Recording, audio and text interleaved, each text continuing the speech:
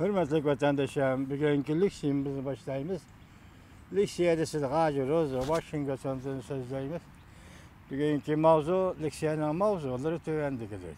Birinci mavzu, Prezident Trump agahlandırdı.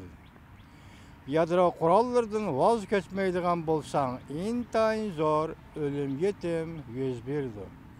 Dedi mavzulu haber 2. ayının 27. günü Amerika avazından Xitay til programması ilan kılındı. Haber mındak başlar.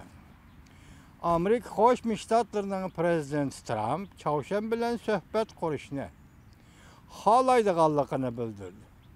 Lekin faqat muvafiq sharoit ostida shunday qilishga bo'ladi dedi. Prezident Trump agahlandırıp bunday ko'rsatdi.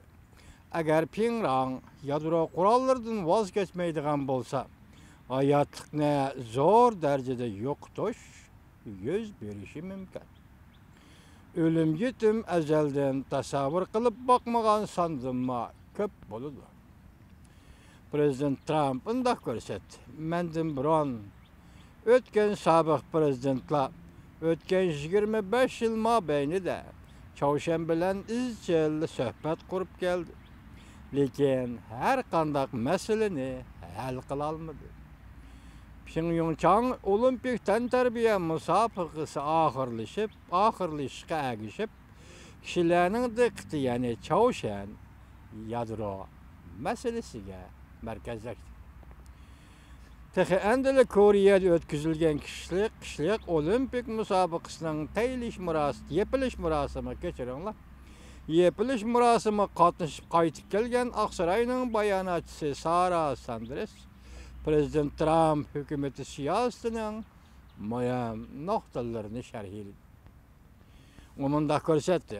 Biz aniq aytib qo'yaylikki, Çavuşan bilan o'tkazilgan har qanday suhbatning nishoni Çavuşan yerim oralini yadrosizlashtirishdan iboratdir. Bu maqsadga yetishdan burun Amerika va butun dunyo bildirib qo'yishi kerakki, Çavuşanning yadro qurollari va raketa turlari bu o'lim yoki halokat yo'lidir. Tahlilchilar bunday ko'rsatdi. Zodi Çavuşan yadro qurollari bilan hujum qila oladigan qanchalik bir oraliqda turadi.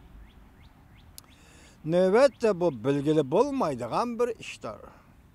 Garchi Pyongyang ogohlantirish bergan bo'lsa-mu, Koreya va Amerika yanala kelgusi bir necha hafta ichida birlashma harbiy manevr o'tkazadi. Prezident Trump yana bir xabar. Bir odamni ishga o'rinlashtirdi. Bundan keyin Jungoning kunlari tashki to'xtaydi. Mavzuli xabar 2. ayning 27. kuni Amerika ovozi Xitoy til programmasi e'lon qildi. Xabar mundaq boshladi. Bu ikkinchi xabar vatandoshlar.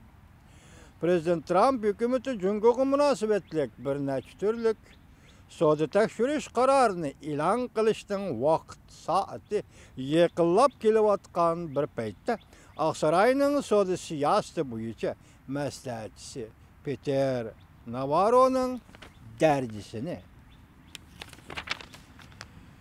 dardisi o'stirdiganligi to'g'risida xabar tarqalib, Prezident Trump hukumatining ichki qismida go'yo iqtisod savdo bo'yicha qattiq qo'llarning ustunlikka erishganligidan bishorat berdi.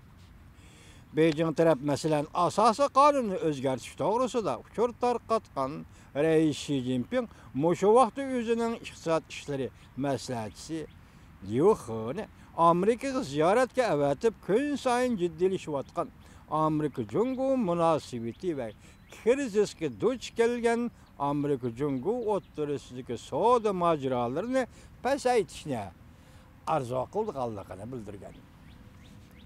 Peter Navarroning Prezident Trumpning iqtisod ishlari bo'yicha muavin yordamchi bo'lish amaliy dardisining endi prezidentga yordamchi bo'lishga bevosita ko'tarilganligi to'g'risidagi avvalgisi muavin yordamchi, endi bu qatim prezidentga maslahatchi bo'lishga bevosita yuqori ko'tarilganligi to'g'risida xabar avval Amerika soda işki xəbərləri də aşkarlanğan idi.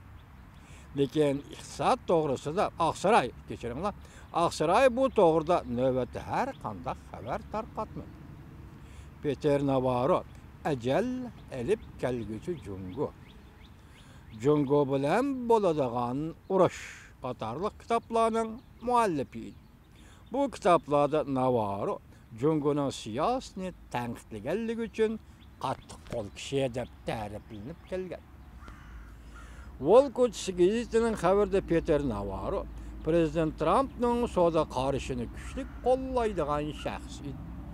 New York Vaxt gazeti Navarro'nun əməlinin östürülüşü Prezident Trump'ның qattiq soda siyasetiga eğişinin bir signali, qattiq soda siyasi yürgüzüşünün bir ifadesi deb görsətdi. Devlet Meclisi'de Jungo-Amerika İqtisad Bexatarlik Bağlaş Komitetinin əzası Weisser mındaq görsətdi.